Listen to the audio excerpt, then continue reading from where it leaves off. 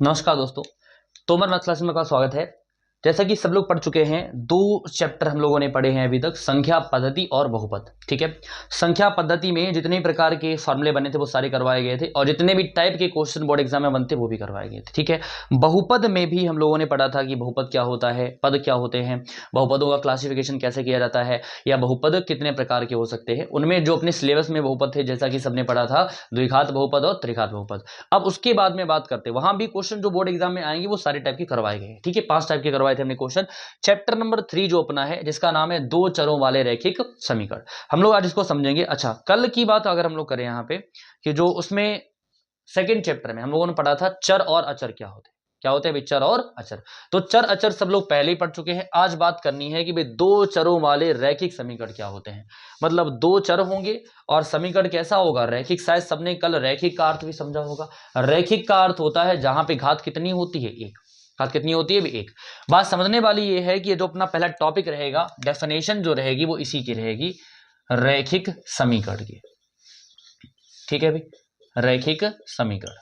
बात करते हैं कि ऐसा समीकरण कैसा भाई? लीनियर इक्वेशन बोलेंगे इसको हम इंग्लिश में, लीनियर इक्वेशन। बात पूछी जाए कि समीकरण रैखिक क्या होता है तो हम लोग कह देंगे ऐसा समीकरण, ऐसा समीकरण जिसकी घात एक हो। घात कितनी हो भाई? एक।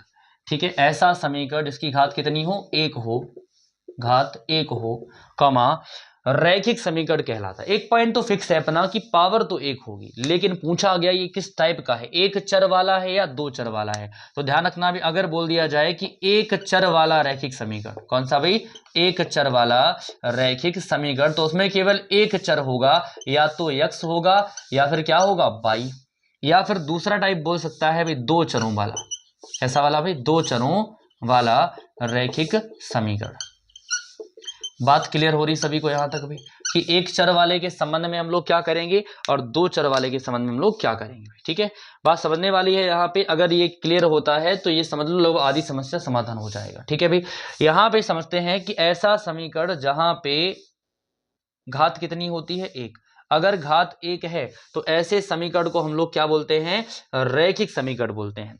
बात ये हुई कि भाई एक चर वाला रैखिक समीकरण क्या होता है। मतलब हम लोग कह देंगे कि ऐसा समीकरण जिसमें केवल कितना चर होता है? एक चर होता है, या तो वो x होगा या फिर क्या होगा? y। तो इस टाइप के समीकरण का रूप क्या होता है? ध्यान रखेंगे सब लोग, इसका रूप होता है ax प्लस b या a y प्लस b, और बराबर में क्या रहेगा भाई? जीरो। ठीक है, ए एक्स प्लस बी या ए वाई प्लस बी बराबर क्या रहेगा भाई? जीरो।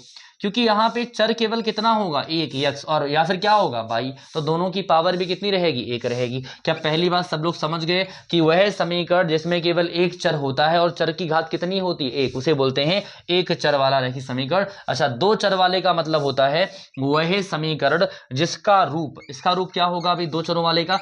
ए एक्स प्लस बी वाई और प्लस सी बराबर जीरो। ऐसा समीकरण जिसका रूप a x plus b y plus c बराबर क्या होता है? जीरो होता है। और उसमें कितने चर होते हैं? दो चर होते हैं भाई। कौन कौन से? एक्स और वाई।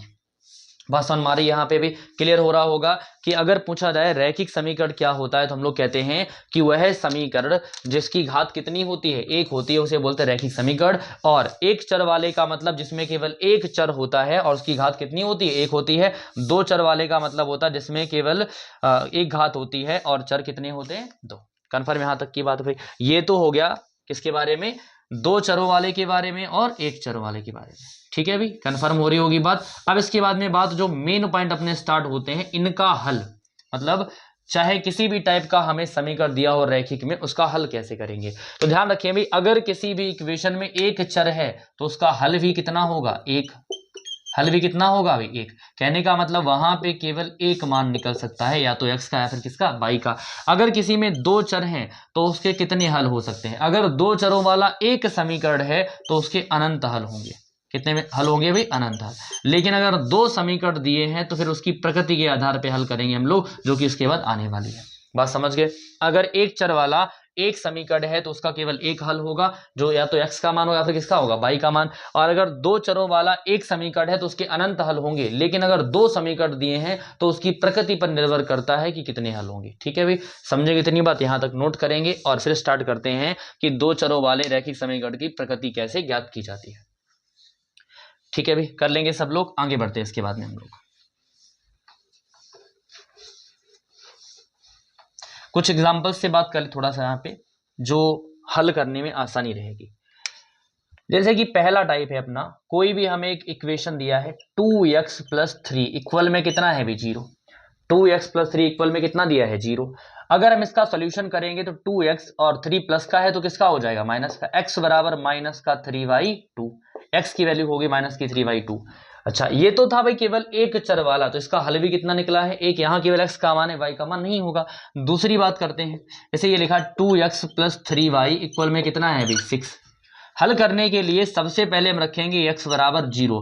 अब भाई समस्या ये भी है कि x बराबर 0 ही क्यों रखा, तो जो कार्तीय तल आता है अपना, कार्तीय तल में मूल बिंदु होता है 0, तो वहां पे x का मान 0 होता है और y का मान भी कितना होता है 0। तो पहली कंडीशन में x का मान कितना रखेंगे 0। जैसे ही 0 करेंगे तो 2 गुणा 0 प्लस 3y बराबर 6। 2 का गुणा 0 में करने पे 0 आएगा, प्लस का 3y बराबर 6। 3y का मान कितना हो गया 6, 3 दूनी 6, y का मान कितना हो गया 2।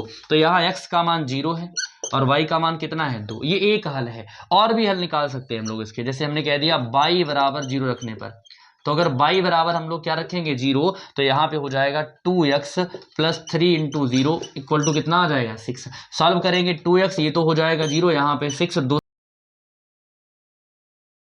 में 2 जाएगा 3 आंसर। ये बिंदु बनेगा 3 कामा 0। 3 कामा कितना हो जाएगा अभी 0। ऐसे ही बहुत सारे हल होंगे। तो एक समीकरण के कितने हल हो सकते हैं अभी, अनंत। कितने हल होंगे भाई, अनंत। लेकिन अगर यहीं पे दो समीकरण होंगे तो फिर डिपेंड करता है उनकी प्रकृति पर। समझ गए सब लोग, प्रकृति कैसी है उसी पर डिपेंड करता है कि समीकरण के कितने हल होंगे। पहले इतना नोट करेंगे फिर हम लोग आगे बढ़ेंगे।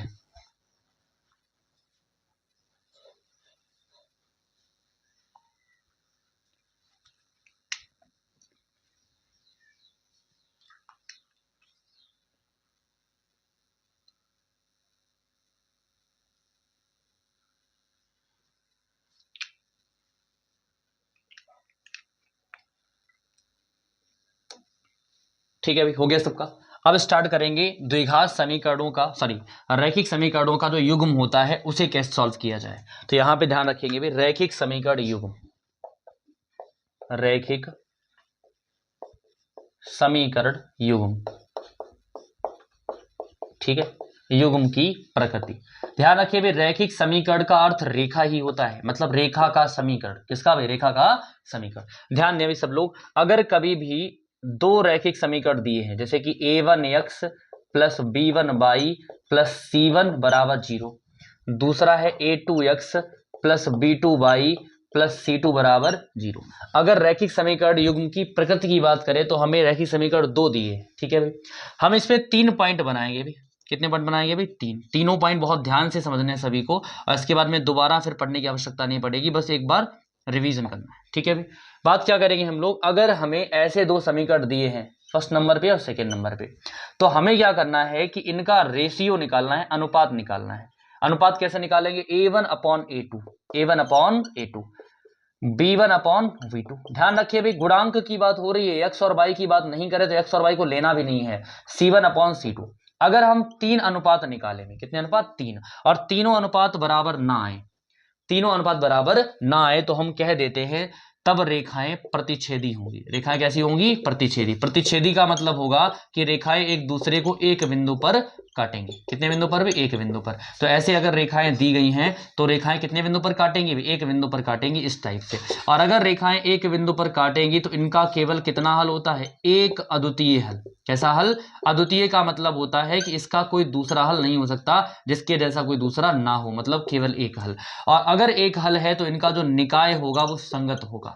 निकाय कैसा होगा भाई, संगत। उम्मीद है सभी को पहली बार समझ में आई होगी कि अगर रेखाओं में तीनों अनुपात बराबर नहीं आते हैं तो ऐसी रेखाओं को हम लोग बोलते हैं प्रतिच्छेदी रेखा। क्या बोलते हैं, प्रतिच्छेदी रेखाएं। और प्रतिच्छेदी रेखाओं के संबंध में अगर बात की जाए तो ऐसी रेखाएं केवल एक बिंदु पर काटती हैं और इनका केवल एक अद्वितीय हल होता है, तो निकाय कैसा हो जाएगा, संगत। कंफर्म बात यहां तक की। दूसरी बात कर लेते हैं, अगर अनुपात निकालते समय दो अनुपात बराबर हो जाएं, मतलब A1/A2 बराबर B1/B2, लेकिन तीसरा अनुपात बराबर ना हो, तो रेखाएं कैसी हो जाएंगी? फिर हम लोग बोलेंगे रेखाएं समांतर है। रेखाएं कैसी होंगी भाई? समांतर। तो रेखाएं समांतर होंगी। ऐसी कंडीशन की बात करें, अगर रेखाएं समांतर होंगी तो इस कंडीशन में कोई हल नहीं होगा, क्योंकि समांतर रेखाएं कभी भी एक दूसरे को नहीं काटती हैं। और अगर कोई हल नहीं होगा तो निकाय असंगत होगा। निकाय कैसा होगा भाई? असंगत। तो ध्यान रखिए, ये समांतर रेखाओं का रूप होता है कि समांतर रेखा एक दूसरे को कभी नहीं काटती हैं। अगर नहीं काटेंगी तो उनका कोई हल भी नहीं होगा, और उस कंडीशन में निकाय कैसा हो जाएगा? असंगत। निकाय का मतलब होता है कि दो रेखाओं द्वारा बनने वाला सिस्टम कोई भी जो होता है उसे क्या बोलते हैं हम लोग? निकाय बोलते हैं। कंफर्म बात यहां तक कि भाई क्लियर हो रहा होगा सभी को अच्छी तरीके से। अच्छा, तीसरी बात कर लेते हैं कि यदि तीनों अनुपात बराबर हैं, तीनों अनुपात कैसे हैं भी? बराबर। A1/A2 बराबर B1/B2 बराबर C1/C2, तो रेखाएं होंगी संपाती। रेखाएं कैसी होंगी भाई? संपाती। अगर रेखाएं संपाती होंगी तो संपाती रेखाएं एक दूसरे के ऊपर से निकलती हैं, कहने का मतलब है ओवरलैप करती हैं, तो वहां पे अनंत बिंदु होते। कितने बिंदु? अनंत। तो हल भी कितने होंगे? अनंत हल, या फिर कह सकते हैं अपरिमित रूप से अनेक हल। और इस कंडीशन में निकाय कैसा होता है? संगत होता है। क्या सभी को ये तीन बातें क्लियर हो रही है? वर्क कमेंट करके बताएंगे सब लोग। अगर तीनों अनुपात बराबर नहीं है तो रेखाएं प्रतिच्छेदी होंगी, एक हल होगा, निकाय संगत होगा। अगर रेखाओं में दो का अनुपात बराबर है तो रेखाएं समांतर होंगी, कोई हल नहीं होगा, निकाय कैसा होगा? असंगत होगा। अगर तीनों अनुपात बराबर हैं तो रेखाएं संपाती होंगी, अनंत हल होंगे, और निकाय कैसा होगा? संगत। ठीक है, नोट करेंगे सब लोग यहां तक, फिर आगे बढ़ेंगे हम लोग इसके बाद।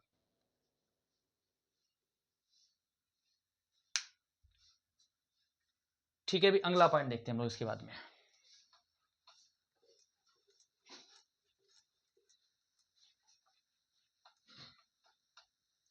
ये तो हो गया भाई युग्म की बात।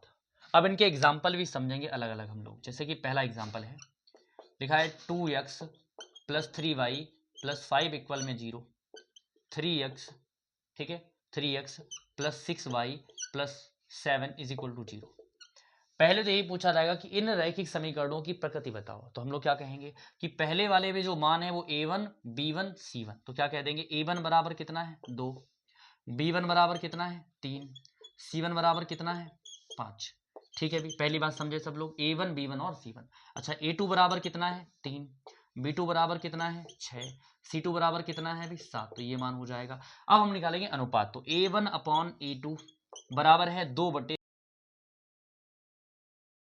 A1/B2 बराबर कितना है? 3/6, C1/C2 बराबर कितना है? 5/7। ये तीनों अनुपात बराबर नहीं है, तो मतलब A1/A2 does not equal to B1/B2 does not equal to C1/C2। अगर अनुपात बराबर नहीं है तो रेखाएं कैसी होंगी? अभी हम लोग पढ़ चुके हैं, रेखाएं कैसी होंगी? प्रतिच्छेदी। और अगर रेखाएं प्रतिच्छेदी हैं तो कितने हल होंगे? हम लोग कह देंगे एक हल। कितना हल भी? एक अद्वितीय हल। निकाय कैसा होगा? संगत।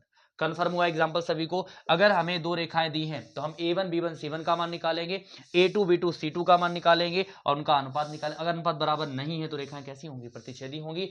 अब आगे बात कर लेते हैं दूसरे एग्जाम्पल की। ठीक है भी, दूसरे एग्जाम्पल की बात कर लेते हैं हम लोग इसके बाद में। ठीक है भी, सेकेंड टाइप क्या है वो देखेंगे। दूसरा एग्जाम्पल ये लिखा, 2x + 4y + 7 is equal to 0, 4x + 8y + 9 is equal to 0।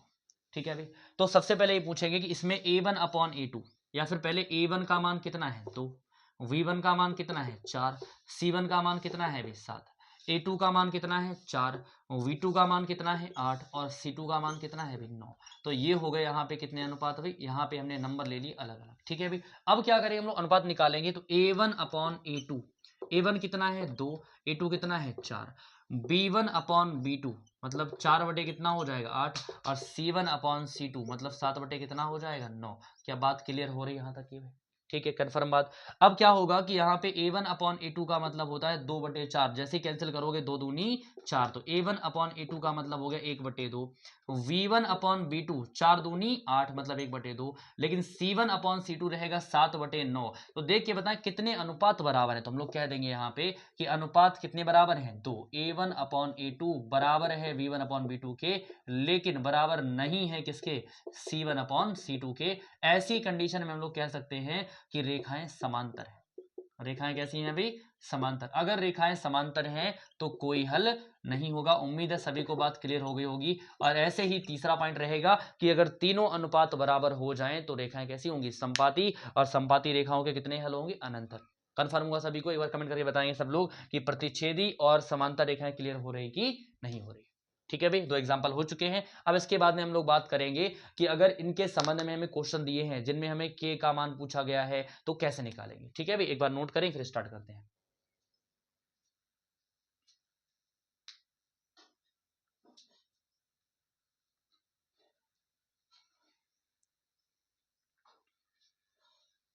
Confirm है यहां तक भाई। अब आगे बढ़ते हैं इसके बाद में और क्या टाइप आएगा। ठीक है, ये हटाते हैं यहां से, और उसके बाद बात करते हैं हम लोग कि इन पर और कौन कौन से टाइप के क्वेश्चन बन सकते हैं। तो एक प्रकार सबको समझ में आ गया होगा कि इनका अनुपात कितना होगा। ठीक है, अनुपात निकाल लेंगे, प्रकृति बता देंगे, और अगर पूछा जाए कि हल कितने हैं तो प्रकृति के आधार पर हल भी बता सकते हैं हम लोग। ठीक है भाई, अब बात करेंगे इसकी हम लोग। अब बात करते हैं कि इनके ऊपर और भी क्वेश्चन बन सकते हैं, जैसे कि लिखा है 2x plus k y plus 3 is equal to 0।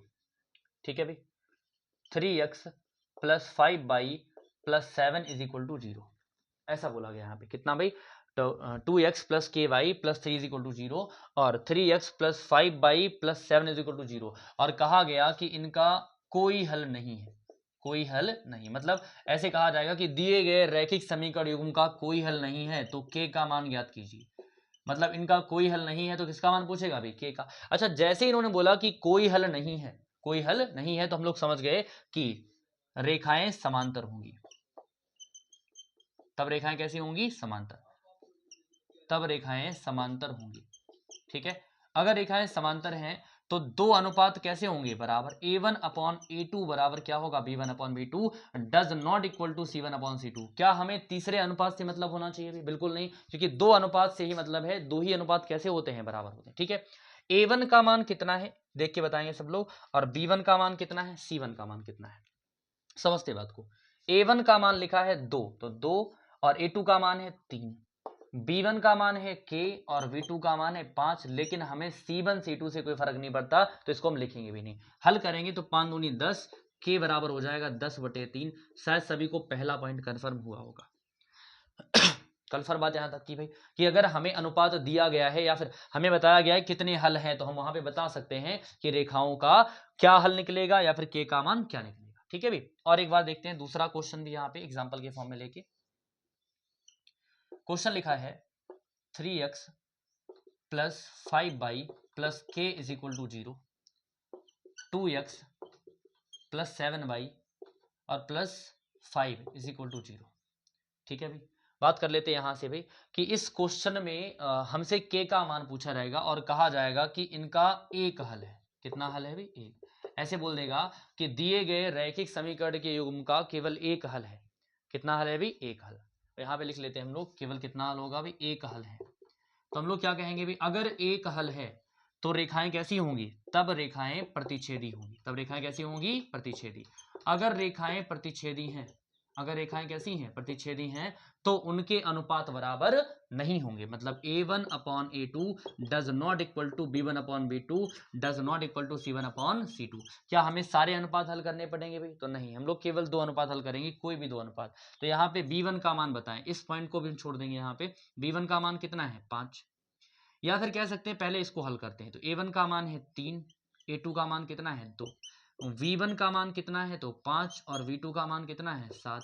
अच्छा, फिर डज नॉट इक्वल, c1 का मान k है और c2 का मान कितना है 5। क्लियर यहाँ तक की बात भी। अब जैसे ही कैंची गुणा करेंगे, पहले 5 5 15, मतलब k का मान 15/2 नहीं हो सकता। क्योंकि डज नॉट इक्वल का चिन्ह लगा है तो 5 3 15 डज नॉट इक्वल, कॉमा दूसरी बात 5 का गुणा 5 में 25, तो के का मान 25 बटे कितना नहीं हो सकता अभी 7, तो ये दो कंडीशन निकलेंगी, के का मान 15 बटे 2 नहीं हो सकता और 25 बटे 7 नहीं हो सकता।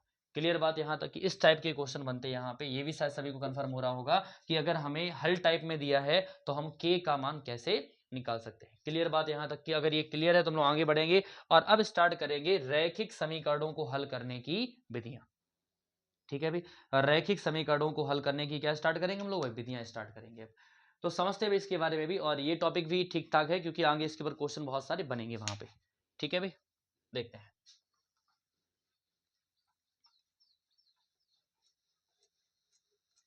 करते हैं स्टार्ट भाई इसको।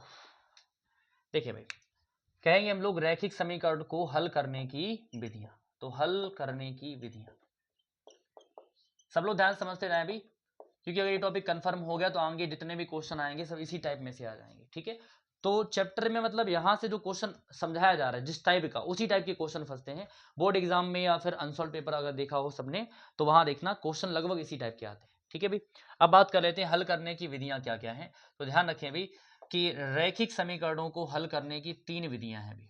कितनी विधियां हैं भाई, 3। कौन कौन सी, एक तो है विलोपन विधि। कौन सी विधि है भाई, विलोपन विधि। दूसरी कौन सी विधि है, प्रतिस्थापन विधि है, प्रतिस्थापन विधि है। और तीसरी विधि का नाम है वज्र गुणनखंड विधि, वज्र गुणनखंड विधि।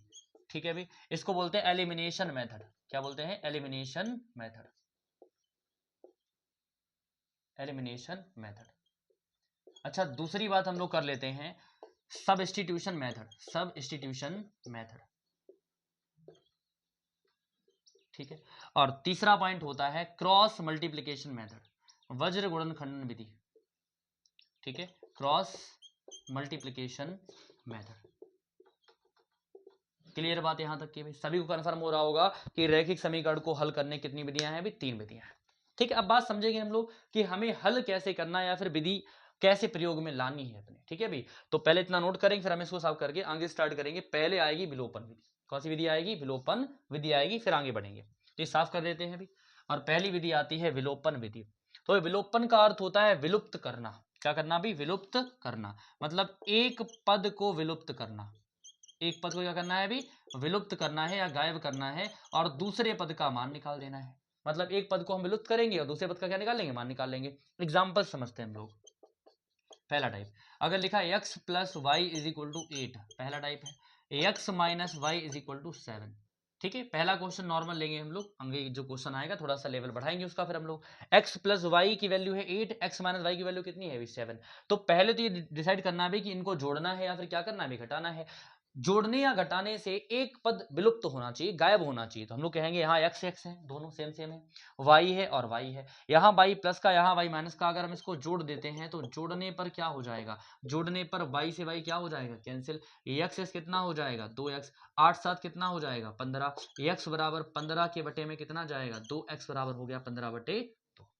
बात कन्फर्म। अभी x का मान निकला है, जैसे ही x का मान निकला है तो हम लोग कह देंगे समीकरण 1 से जो भी मान x का निकला उसे समीकरण नंबर 1 में या 2 में रख दो। तो 1 में रखेंगे हम लोग यहाँ पे 15 बटे 2 और प्लस में कितना होगा 22 बराबर कितना है 8। जैसे ही हल करोगे तो 15 बटे 2 ये प्लस का है, पक्षांतर करने पर किसका हो जाएगा माइनस का, 22 बराबर 8 माइनस 15 बटे 2, तो 8 दूनी 16 माइनस 15 बटे में 2। अगर 16 में से 15 हम लोग घटाएंगे तो 1 बटे 2 आंसर आएगा। ये हो गया दूसरा आंसर 1 बटे 2। बात समझ गए सभी लोग यहाँ पे। विलोपन विधि का अर्थ होता है एक पद को विलुप्त करना। अगर नंबर तुमने विलुप्त करना है तो या तो हम घटाएंगे या फिर क्या करेंगे जोड़ेंगे, तो जोड़कर भी विलुप्त कर सकते हैं या फिर घटाकर भी हम लोग ऐसा कर सकते हैं। तो उम्मीद है सभी को ये पहला टाइप समझ में आया होगा। अभी इस टाइप का एक क्वेश्चन और लाते हैं, ठीक है भाई, फिर आगे बढ़ेंगे प्रतिस्थापन विधि की ओर। तो इतना भी सब लोग नोट करें यहां तक।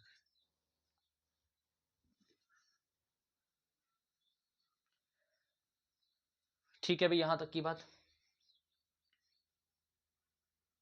साफ करते हैं इसको, और दूसरा क्वेश्चन भी समझ लेते हैं यहीं पे भाई।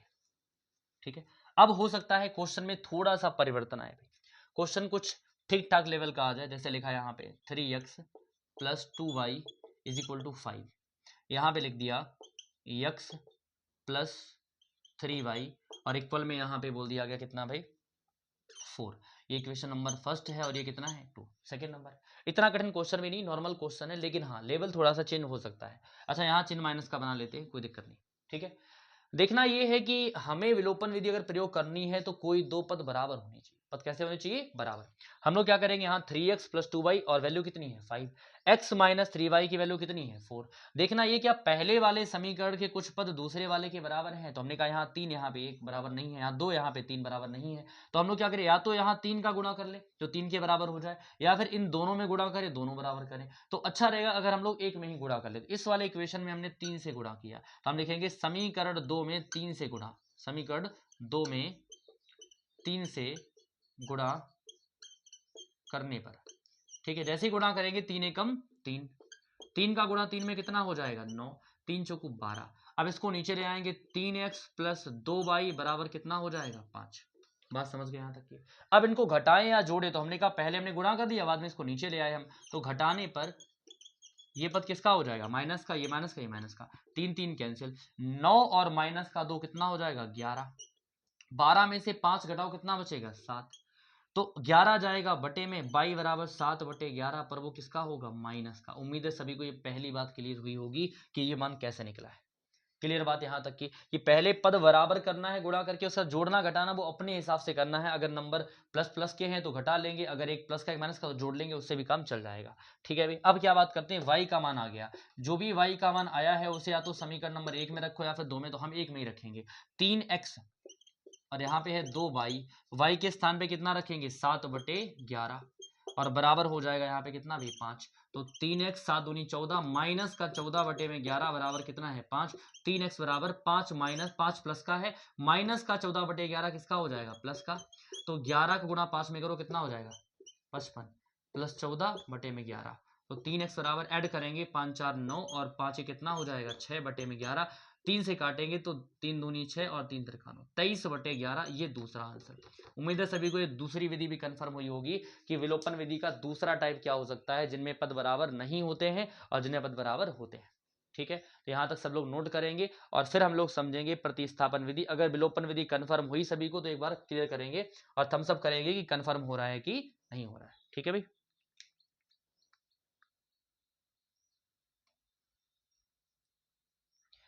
क्लियर यहां तक की बात। आगे बढ़ते हैं हम लोग, दूसरी विधि को समझ लेते हैं जिसका नाम है प्रतिस्थापन विधि। दूसरी विधि का नाम है क्या भाई, प्रतिस्थापन विधि।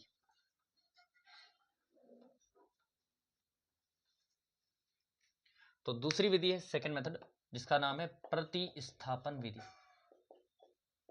ठीक है, यहां पे भी पहला टाइप जो आएगा वो नॉर्मल टाइप का, कैसे, जैसे लिखा हमने एग्जांपल, प्रतिस्थापन, प्रतिस्थापन मतलब एक स्थान से दूसरे स्थान पर दोबारा ले जाना है। तो कह सकते हैं कि एक पद का मान, एक पद का मान दूसरे स्थान पर प्रतिस्थापित करना। क्या करना, प्रतिस्थापित मतलब रखना। ठीक है भाई, एग्जाम्पल समझ लेते हैं भी कैसे, x माइनस बाई बराबर 5, x प्लस बाई बराबर लिख दिया हमने यहाँ पे कितना भाई 9।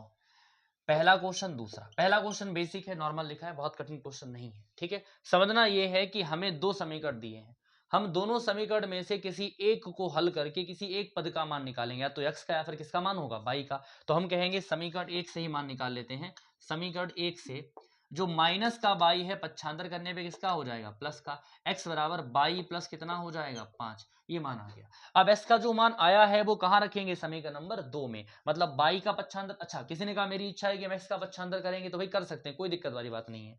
अब क्या कहेंगे भाई, x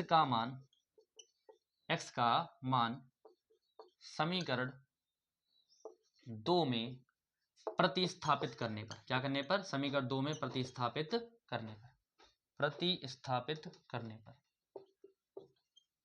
ठीक है, जैसे प्रतिस्थापित करेंगे तो जहां x है वहां क्या रखेंगे बाई प्लस 5, और यहाँ पे प्लस में कितना है बाई बराबर 9, तो बाई बाई कितना हो जाएगा 2 बाई, 9 में से 5 माइनस करेंगे तो कितना बचेगा 4, 2 से कैंसिल करेंगे 2 दूनी 4, तो y का मान कितना आ गया 2। अगर y का मान 2 है तब हम लोग क्या करेंगे, समीकरण 1 में या 2 में, तो समीकरण 2 में y का मान रखने पर, किसका मान रखने पर, y का मान रखने पर। अगर हम लोग 2 में y का मान रखेंगे तो y के स्थान पे आ जाएगा x प्लस 2 बराबर 9। 2 प्लस का है, पक्षांतर करने पे किसका हो जाएगा, माइनस का। x बराबर 9 माइनस 2, 9 में से 2 गया, कितना बचेगा अभी 7। तो ये हो गई दूसरी बात, x बराबर कितना हो गया 7। उम्मीद है सभी को दूसरी विधि भी कंफर्म हुई होगी। किसी एक समीकरण से एक पद का मान निकाल के दूसरे वाले में प्रतिस्थापित करना है, और जब एक मान निकल रहा है तो उसको या तो समीकरण नंबर 1 में रख लो या फिर 2 में, और दूसरे पद का भी मान निकाल सकते हैं। ठीक है, यहां तक नोट करेंगे, फिर इसका हम सेकेंड टाइप भी समझेंगे हम लोग।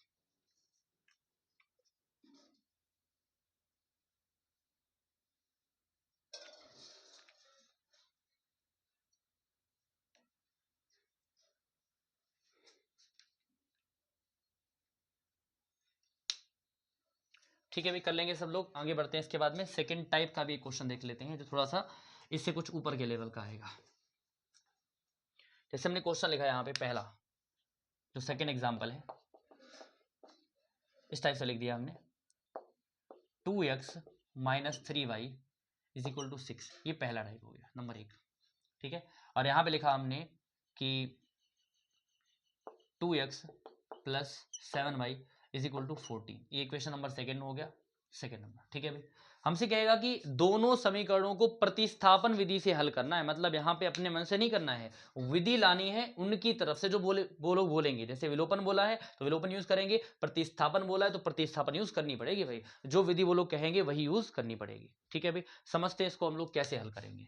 तो सबसे पहले डिसाइड करना कि समीकरण तुम्हें कौन सा सरल लग रहा है, माइनस वाला या फिर प्लस वाला। तो हम लोग क्या करते हैं कि माइनस वाले पद को पहले सॉल्व करते हैं। समीकरण नंबर कहां से भी, 1 से।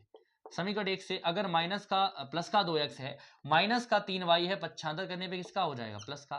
तो 6 प्लस में कितना y हो गया, 3y। मतलब हमें यहां से 2x का मान मिल गया।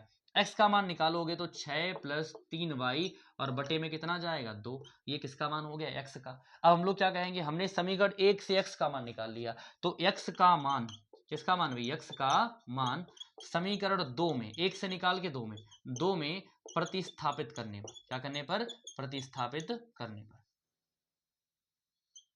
प्रतिस्थापित करने पर। क्लियर बात यहां तक की। 1 से निकाल के कहां रखेंगे भाई, 2 में। तो ये 2x, x के स्थान पे रखेंगे 6 प्लस 3y बटे में कितना हो जाएगा, 2। और प्लस में कितना है भाई, 7y, और बराबर कितना भाई, 14। क्लियर होगी बात। x के स्थान पे जो मान रखा, जो हमने निकाला था, 2 से 2 कैंसिल हो गया। यहाँ पे 6, 7 3 कितना हो जाएगा, 10। 7y प्लस 3y बराबर 14। हल करेंगे तो 7 3 10y, और 14 यहाँ प्लस का है, 6 प्लस का है, किसका हो जाएगा, माइनस का। 10y बराबर 14 में से 6 गया 8, 10 जाएगा बटे में, y बराबर 8 बटे 10। 2 से काटे 4 बार, 2 से काटे कितनी बार, 5 बार। तो ये हो गया y का मान 4 बटे 5। क्लियर यहाँ तक की बात हुई सभी को। ये किसका मान आ गया, y का। अगर ये y का मान है तो इसको या तो हम समीकरण नंबर 1 में रखें या फिर कहाँ रखेंगे, 2 में। तो हमने कहा भाई समीकरण 1 से भी काम चल सकता है अभी। तो समीकरण नंबर 1 से, समीकरण नंबर 1 में y का मान रख सकते हैं हम लोग। तो 2x, यहाँ है 3y, तो मतलब 3 गुणा y का मान कितना है, 4 बटे 5। और बराबर में कितना लिखा है अभी, तो 6। 3 चौकू 12, माइनस का 12 है, बटे में कितना है, 5। माइनस 12 को पक्षांतर करने किसका बना लेंगे, प्लस का। तो हल कर सकते हैं, 6 पंचे 30, 30 और प्लस 12 कितना हो जाएगा, 42, और बटे में 5। 30 और 12 42 बटे में कितना हो जाएगा, 5। अगर हम 2 से काटेंगे 21 दूनी 42, x बराबर हो जाएगा 21 बटे 5। क्लियर बात सभी को यहाँ तक। इस टाइप के जो भी क्वेश्चन आएंगे, ध्यान ये रखना है कि दोनों में हमें प्रतिस्थापन करना है। जो भी टाइप का क्वेश्चन आएगा, किसी एक समीकरण से एक पद का मान निकाल के दूसरे स्थान पे रखना है, और बस हल करके आंसर आ जाएगा। ठीक है भाई, अब एक विधि और करेंगे, उसके बाद हम लोग यहीं पे लगा देंगे विराम भाई, और आगे समझेंगे फिर हम लोग कि इस चैप्टर में कितने टाइप के और क्वेश्चन बनेंगे अगली वीडियो में। ठीक है भाई, नोट कर लिया होगा सबने, और नहीं से कर लें भाई सब लोग जल्दी से, फिर आगे बढ़ते हैं इसके बाद।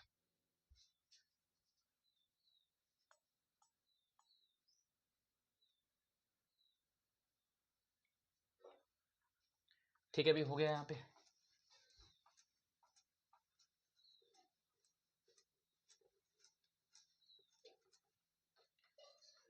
ठीक है भाई, एक विधि और समझ लेते हैं हम लोग यहाँ पे, वज्र गुणनखंड विधि। कौन सी विधि आएगी भाई, वज्र गुणनखंड विधि। सब लोग ध्यान समझेंगे, बहुत छोटी सी बात है, एक बार में क्लियर हो जाएगा। अगर कहीं कोई इक्वेशन दिया है पहले नंबर पे 3x plus 5y is equal to 6, या माइनस में या प्लस में 6 दिया है बराबर 0 है। 2x plus 3y plus 7 is equal to 0, या यहाँ पे माइनस का चिन्ह कोई भी चिन्ह दे सकता है, अभी वो तो क्वेश्चन की बात है। ठीक है, ध्यान से समझेंगे। जब भी वो कहे कि वज्र गुणनखंड विधि से x और y के मान निकालो, कैसे निकालो, वज्र गुणनखंड विधि से मान निकालने हैं, तो अलग ही बात होती है। कैसे करेंगे भाई, ध्यान देना सब लोग। अगर हमें वज्र गुणनखंड विधि का प्रयोग करना है, तो अगर हमें मान निकालने हैं, किसके मान निकालने हैं, यक्ष के या फिर किसका निकालना, y का, तो यक्ष रख लेंगे ऊपर और y भी रख लेंगे ऊपर। लेकिन तीसरा पद होता है अचर पद, x रखना है, y रखना है, तीसरा पद कैसा होता है, अचर पद, और लगाना है बराबर का चिन्ह। अच्छा, अब इसके x के बटे में, y के बटे में और 1 के बटे में क्या लिखना, वो समझना है अभी। अच्छा, पहला मान हमें किसका निकालना है अभी, यक्ष का, तो यक्ष को हम बंद कर लेंगे। ठीक है, अभी x को क्या कर लेंगे, बंद। 5 का गुणा 7 में कितना हो जाएगा, 35। 6 का गुणा 3 में कितना हो जाएगा, 18। x बटे 35 माइनस 18। कन्फर्म आते यहाँ तक की भाई। अच्छा, बाई के बटे में आ जाओ, इसको बंद कर लेंगे हम लोग। जैसे ही इसको हम लोग बंद करेंगे तो 7 तियां 21 और 6 दूनी 12। जिसका मान निकालना उसे बंद कर लेना है, बस कैची गुणा करना है। 7 बना 35, 6 तिया 18, बीच का चिन्ह किसका, माइनस का। बाई को बंद किया, 7 तिया 21, 6 दूनी 12। और तीसरा पद है, इसको बंद कर लेंगे तो ये हो जाएगा 3 का गुणा 3 में 9 और 5 दूनी कितना हो जाएगा, 10। बात कंफर्म हो रही सभी को भाई। ठीक है, पहला पद बंद कर लिया, दूसरा बंद कर लिया, फिर तीसरा बंद कर लिया। अब क्या करना है कि 35 में से 18 घटाओ, कितना बचेगा, तो 15 में से 8 गया 7 और 2 बचे, 2 में से 1 गया 1, 17। 22 बटे में अगर हल करोगे तो 21 में से 12 घटाओ, कितना बचेगा, 9, और 9 में से 10 गया तो माइनस का 1। क्लियर बात यहाँ तक की, कंफर्म हो रहा होगा सभी को। अगर हम लोग हल करेंगे आगे तो यहाँ पे कितना हो जाएगा भाई, देखिए भाई, अगर इनको हल कर लेंगे तो 17 एकम 17, कैची गुणा, तीसरे वाले में 17 एकम 17, यक्स बराबर कितना हो गया, माइनस का 17। अच्छा, अगर बाई की बात करें तो 9 एकम 9, बाई बराबर कितना हो जाएगा, माइनस का 9। क्लियर बात यहां तक की भाई। अच्छा, अगर हमें पता लगे कि भाई ये आंसर सही है या गलत, तो उसके बारे में कैसे पता किया जाएगा भाई, तो पहले हम लोग मान रख के देखेंगे। 17 तिया 51, ये मान किसका हो गया, माइनस का। 9 बना 45 माइनस का, और प्लस में कितना भी 6 बराबर कितना भी 0। इससे पता लगा कि सेकंड टर्म जो है वो माइनस का होना चाहिए था। तो ध्यान रखें कि बीच का चिन्ह जब भी हल करेंगे तो चिन्ह किसका लगाएंगे, माइनस का, तो माइनस माइनस क्या हो जाएगा, प्लस। अगर यहाँ प्लस आएगा तो 51 में घटाओ 45 माइनस का 6, 6 6 0 हो जाएगा माइनस का। समझ गए, दोबारा समझ। अगर वज्र गुणनखंड विधि का प्रयोग करना है तो जो पद निकालने हैं उनको ऊपर लिख लेंगे, x बाई और अचर पद के लिए 1 लिख लेंगे। x निकालना है तो इसको बंद कर लेंगे, कैची गुणा करेंगे, 7 पन्ना 35, 6 तिया 18, माइनस का हो गया। y को बंद करेंगे तो माइनस चिन्ह लगाएंगे, ध्यान रखें, y को बंद करेंगे माइनस चिन्ह लगाएंगे, और y को बंद करेंगे, कैची गुणा करेंगे, 7 तिया 21 और 6 दूनी 12, वो लिख लेंगे माइनस चिन्ह लगा के। अचर पद के लिए बंद करेंगे, 1 लिखेंगे, और 3 दर का 9, 5 दूनी 10। हल किया तो 35 में 18 गया 17, 21 में 12 गया 9, और 9 में 10 गया माइनस का 1। हल करेंगे 17 एकम 17, 9 एकम 9, माइनस माइनस क्या हो जाएगा, प्लस। तो ये होगी वज्र गुणनखंड विधि। उम्मीद है सभी को आज की ये 3 विधियां कंफर्म हुई होंगी, और सारे चैप्टर जो अभी तक पढ़ाए गए हैं, संख्या पद्धति, बहुपद और 2 चरों वाले रैखिक समीकरण, वो क्लियर होंगे। अगर क्लियर हो चुके हैं सभी को अच्छी तरीके से, तो भाई ध्यान रखिए, इनकी प्रैक्टिस जरूर करनी है, क्वेश्चन जरूर करने हैं, ठीक है। अब अधिकतर जो बच्चे तुम्हारे साथ भाई जुड़े हुए हैं, अगर उनके पास ये वीडियो नहीं पहुंच रही है तो बस एक काम कर लेना है भी, उनके पास शेयर कर लेना है, ताकि वो भी ये देख सके और उनका भी ये चैप्टर कंफर्म हो जाए अच्छी तरीके से, ठीक है भी। बाकी बचे हुए चैप्टर भाई, क्योंकि लाइव स्ट्रीम में दिक्कत आ रही है, लाइव चल नहीं पा रहा है, तो उसके हिसाब से अपलोडेड वीडियो ही करेंगे यहाँ पे, ठीक है अभी। तो 3 चैप्टर जो हम लोगों ने अभी तक किए हैं अच्छी तरीके से, वहां तक शायद क्लियर हुआ होगा।